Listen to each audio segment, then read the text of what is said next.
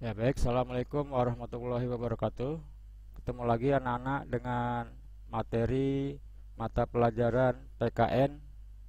Sekarang di pertemuan hari ini kita akan membahas bab yang kedua.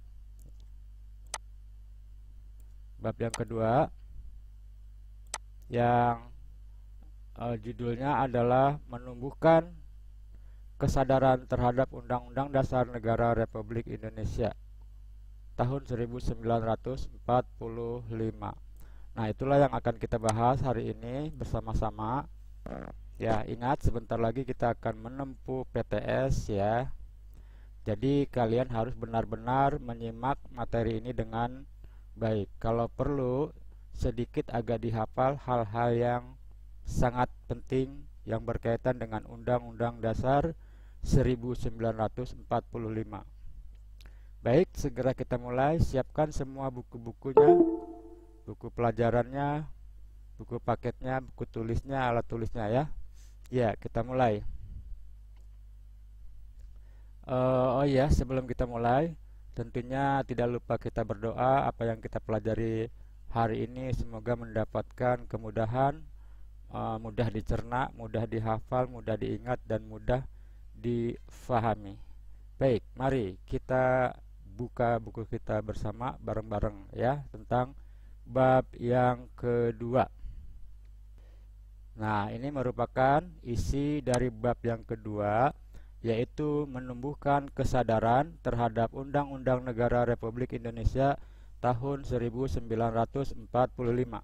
Materi PKN kelas 8 semester 1. Jangan lupa ini ya, RH Channel. Silahkan di subscribe ya yang belum pernah mensubscribe channel ini. Baik, kita lanjutkan dengan materi yang berikutnya, yaitu bagian A-nya ya. Bagian A itu tentang kedudukan dan makna pembukaan Undang-Undang Dasar Negara Republik Indonesia tahun 1945. Dan yang pertama kali kita bahas adalah kedudukan Undang-Undang Dasar 1945. Di sini tertera kedudukan Undang-Undang Dasar Negara Republik Indonesia tahun 1945, yaitu kedudukan UUD RI tahun 45 sebagai hukum dasar yang tertulis. Hukum dasar yang tertulis ini dalam arti yaitu sebagai norma hukum. UUD Negara Republik Indonesia tahun 45 bersifat mengikat terhadap pemerintah ya, setiap lembaga negara dan warga negara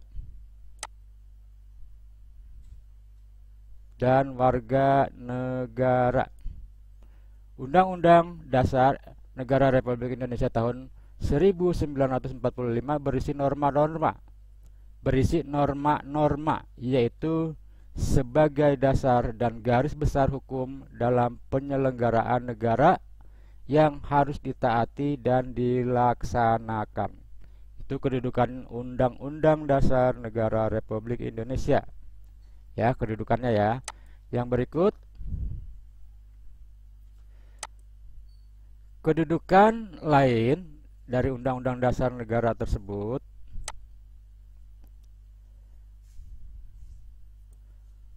yaitu berkedudukan sebagai hukum dasar, hukum nasional tertinggi, atau hukum pokok dalam tata urutan peraturan perundang-undangan.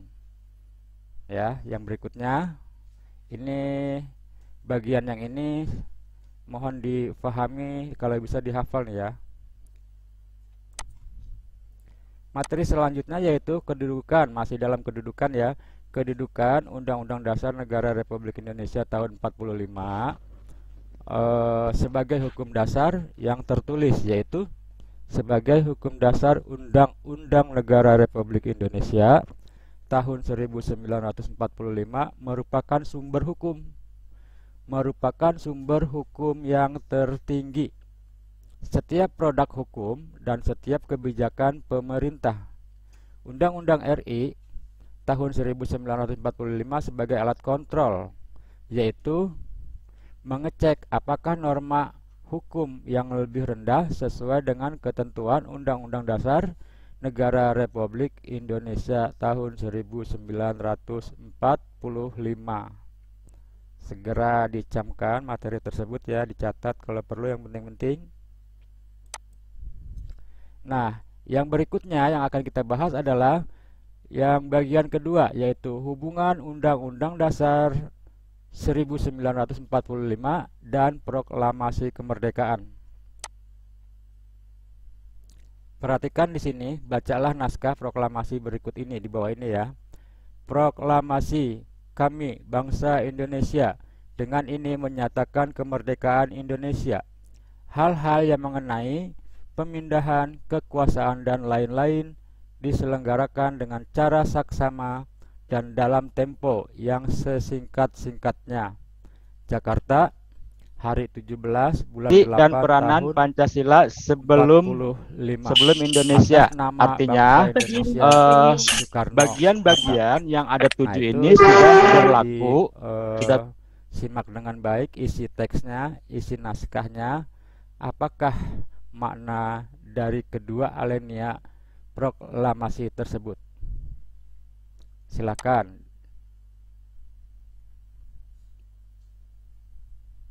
Ya, sudah.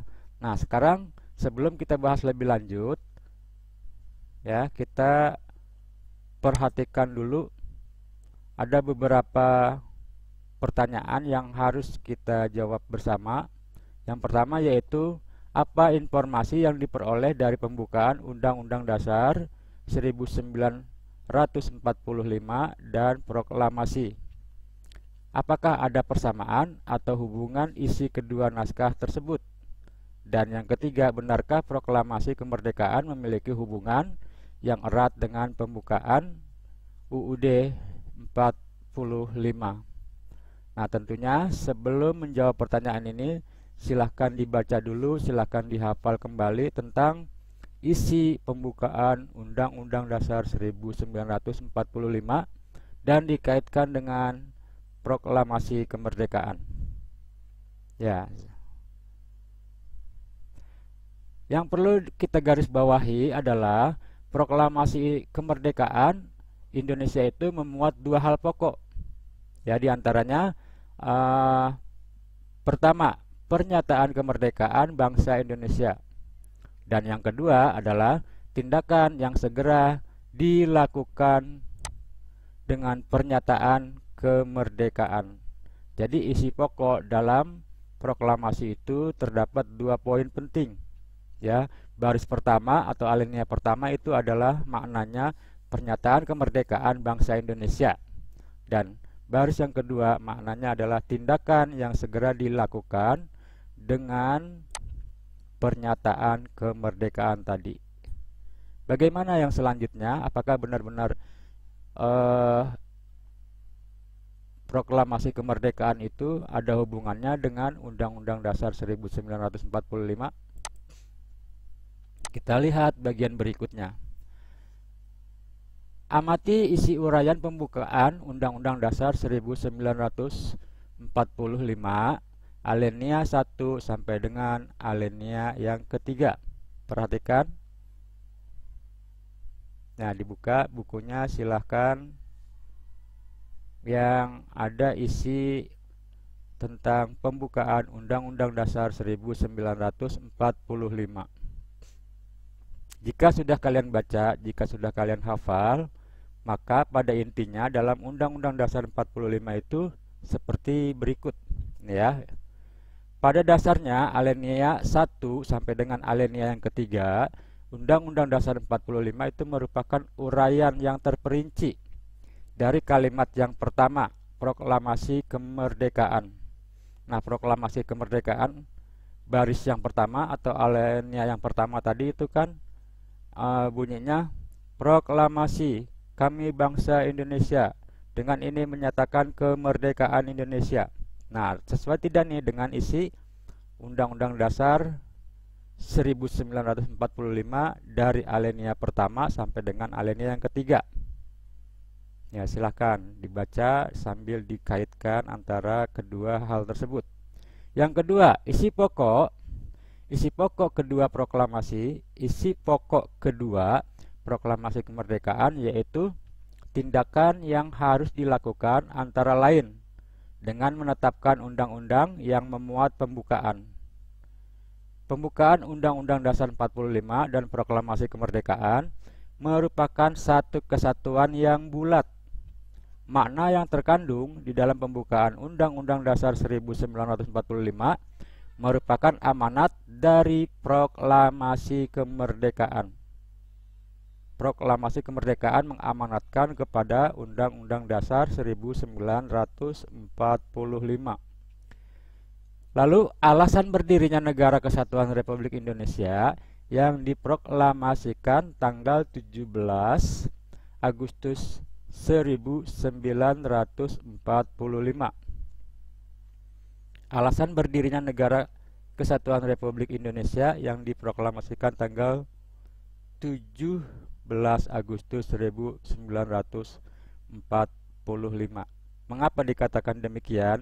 Jika kita ingin tahu kenapa Indonesia didirikan, kenapa Indonesia berdiri di permukaan bumi ini, dikarenakan titik.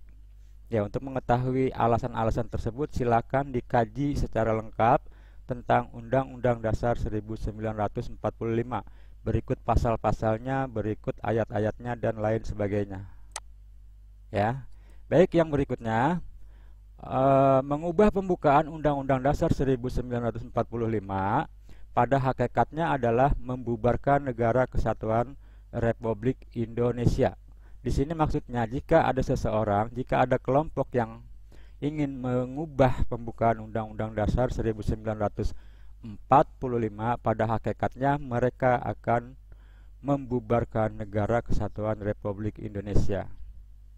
Ya, jadi Indonesia itu mempunyai dasar, yaitu Undang-Undang Dasar 45 yang di dalamnya terdapat rumusan Pancasila yang dikaitkan juga dengan Proklamasi Kemerdekaan Indonesia. Baik, kita lanjut ke bagian berikut. Bagian nomor 3. Bagian 3 dari bab 2 ini, ya, dari bagian A, yaitu pembukaan Undang-Undang Dasar 1945 memuat pokok kaidah negara yang fundamental.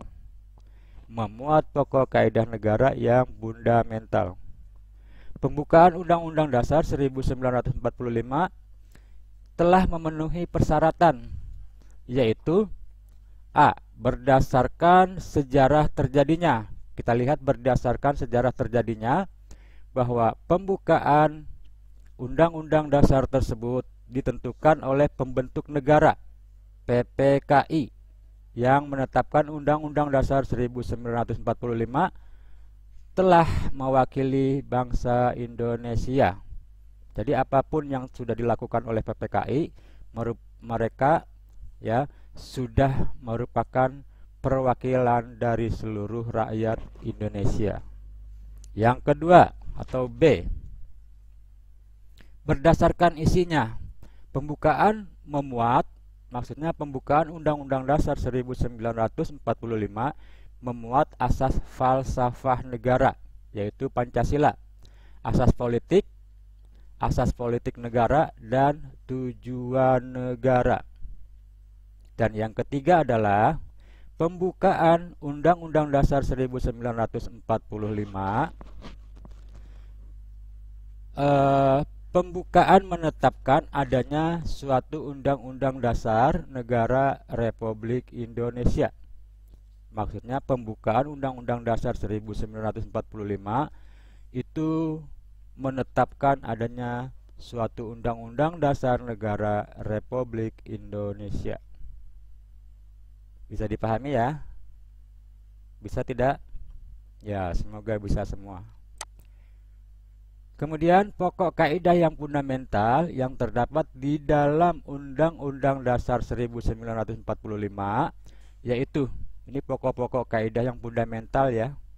Pokok-pokok kaidah yang fundamental yang terdapat di dalam Undang-Undang Dasar 1945 terdiri dari beberapa poin Yang pertama, pokok-pokok pikiran yang diciptakan dan diwujudkan dalam pasal-pasal Undang-Undang Dasar 1945. B. Pengakuan kemerdekaan hak segala bangsa. C. Cita-cita nasional. D. Pernyataan kemerdekaan. E. Tujuan negara. F. Kedaulatan rakyat. Dan G adalah dasar negara Pancasila.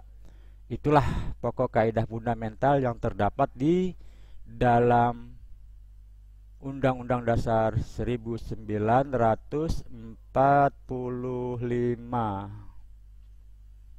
Ya, fundamental. Tahu artinya fundamental? Yang mendasar ya. Kaidah yang mendasar. Yang keempat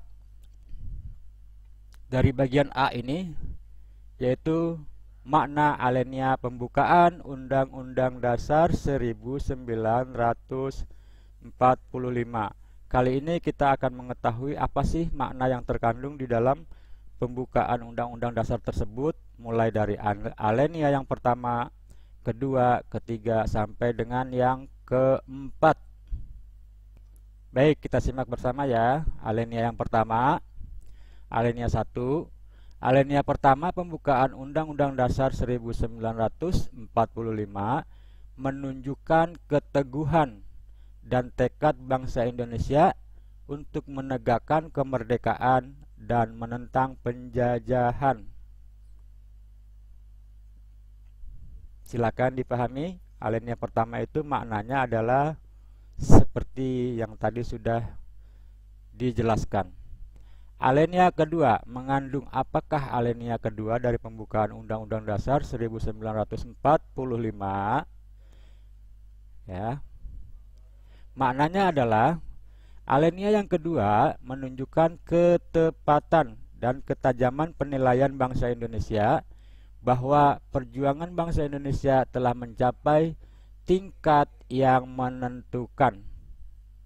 Ya. Perjuangan bangsa Indonesia yang selama beratus-ratus tahun itu sudah bisa menentukan bahwa Indonesia sudah merdeka. Alenia ini menunjukkan kebanggaan dan penghargaan atas perjuangan bangsa Indonesia merebut kemerdekaan. Ya, merebut kemerdekaan dari tangan penjajah. Yang berikutnya alenia yang ketiga, yaitu maknanya memuat bahwa kemerdekaan didorong oleh motivasi spiritual. Kemerdekaan dicapai berkat rahmat Allah. Tanpa rahmat Allah, Indonesia tidak akan merdeka. Nah, dipahami bahwa kemerdekaan adalah bukan semata-mata atas perjuangan rakyat, bukan semata-mata atas keinginan, bukan semata-mata jerih payah, tetapi ada juga di situ bantuan Allah, pertolongan Allah ya untuk rakyat-rakyat Indonesia yang sudah berjuang dengan keras, berjuang membela tanah airnya untuk merdeka. Nah, tanpa ada rahmat Allah maka Indonesia itu tidak akan merdeka. Dan alenia yang keempat mengandung makna bahwa alenia ini memuat prinsip-prinsip negara Indonesia, melindungi segenap bangsa Indonesia dan seluruh tumpah darah Indonesia, memajukan kesejahteraan umum dan mencerdaskan kehidupan bangsa. Alenia ini juga memuat dasar negara Pancasila, yaitu dengan berdasarkan kepada ketuhanan yang Maha Esa, dan seterusnya sampai dengan sila yang kelima. Hafal nggak Pancasila? Hafal? Masih hafal ya? Ya, syukur kalau masih hafal. Bagi yang belum hafal silakan dibaca kembali berulang-ulang biar hafal. Malu ya, malu kalau nggak hafal Pancasila. Baik, itu materi yang kita bisa bahas bareng-bareng. Nanti lebih luasnya kita belajar di tatap muka ya tentang hal tersebut. Jika ada yang ingin ditanyakan silahkan menanyakan di kolom komentar. Ya, silakan menanyakannya di kolom komentar konten ini. Ya, baik, terima kasih atas segala perhatiannya. Kita ketemu lagi dalam pembahasan yang berikutnya, yaitu bagian yang kedua. Bagian yang kedua atau bagian B. Ini masih bagian A ya. Bagian A dari bab yang kedua. Baik, terima kasih sekali lagi. Assalamualaikum warahmatullahi wabarakatuh.